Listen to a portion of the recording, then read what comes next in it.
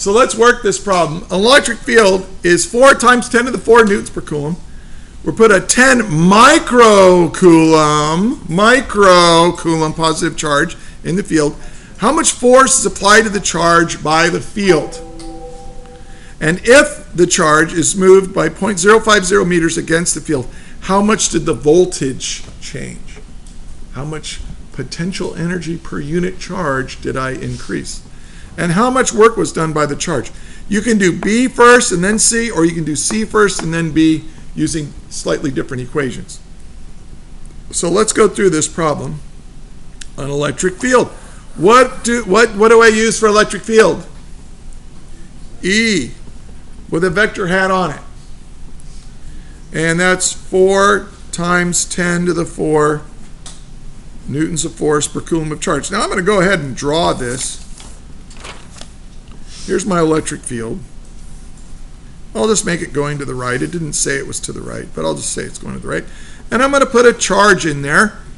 And we said in the problem that that charge was 10 microcoulombs of charge. Okay? Now, what are we trying to find for part A?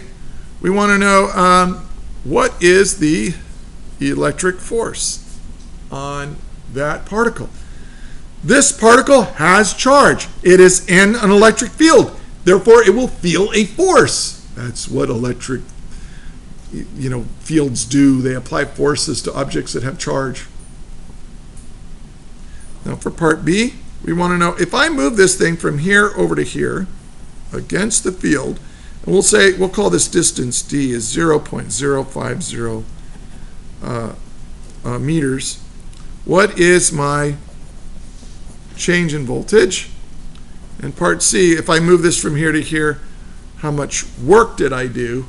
Or, since work is a transfer of energy, what was my change in electric potential energy? So that's a different way of looking at it. So let's solve this for A. The electric field, by definition, is the force that a charge experiences because of its location in the field divided by its charge. Well, we already, that's by definition. This should be on your equation list. All right, so force is equal to charge times the electric field. Well, we know these things. 10 microcoulombs times what? 4 times 10 to the 4 newtons per coulomb. Notice that the units tell you what to do. The coulombs will cancel the coulombs. You get force in newtons. Okay, so let's do that. Now where's my calculator? I've got it. I borrowed my calculator. Here it is. Someone put it underneath all these papers. So, turn it on. 10. What does micro mean? Yes. Times 10 to the negative 6. Right there. That's what that micro means. Times 10 to the negative 6. Don't forget that. Then we're going to multiply all that times 4 times 10 to the 4th. And we get 0.4. 0.40. What units? It's a force, for crying out loud. It's in newtons. That's what's left over. Yay. And then part B. Well, there is an equation that describes how we change in voltage because of an electric field. The change in voltage is equal to E times D. Now, this is the simplified version of it, but sometimes people put a negative sign in here, but I'm not going to worry too much about that. Let's just say that we're doing work against the field, so we're gaining potential. Now, hey, if I put a positive charge in here and let go of it, the electric field will do positive work on it. If the electric field is doing the work on it, then you're losing potential energy, but you're gaining kinetic energy. So really, you could technically put a negative sign in there, but I'm not going to worry about that.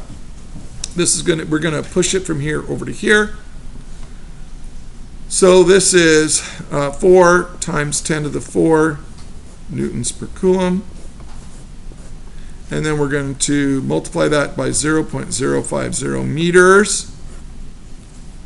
And notice that my change in voltage is going to be, well, what's a newton times a meter?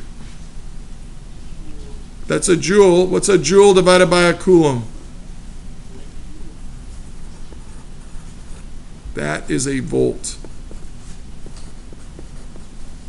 2,000 volts. Yikes. Just by moving it a little bit. That's a pretty strong electric field right here. A couple ways of doing this one. Another way we define voltage is to say it's the potential energy that we gained divided by the charge. So I can say, well, the potential energy is equal to the charge times the change in voltage. Right? I just multiply both sides by Q. Whoops. I meant delta U sub E.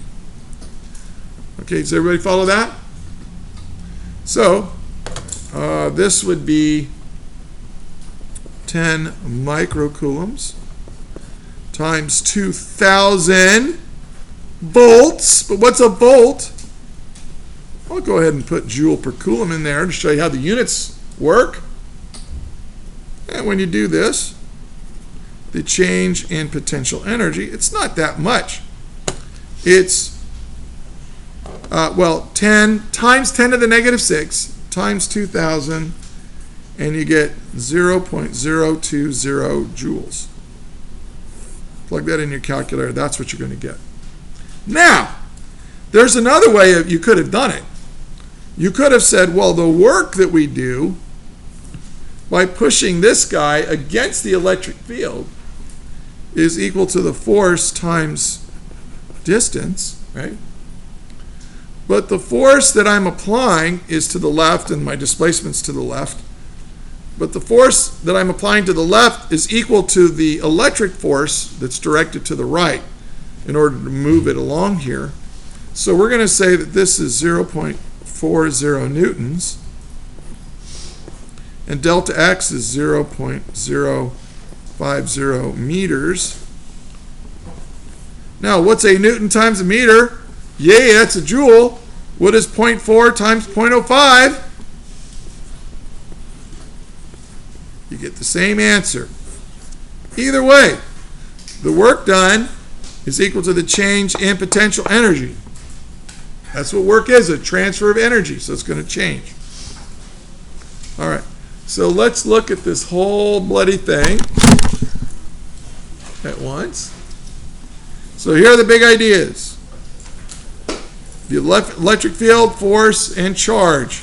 Here's another big idea.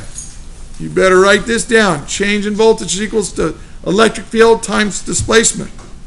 Also, it's equal, change in voltage is the potential energy change per unit charge. And the work done by the electric force is equal to that change in potential energy. So it all works together. Any questions? Okay, that is all.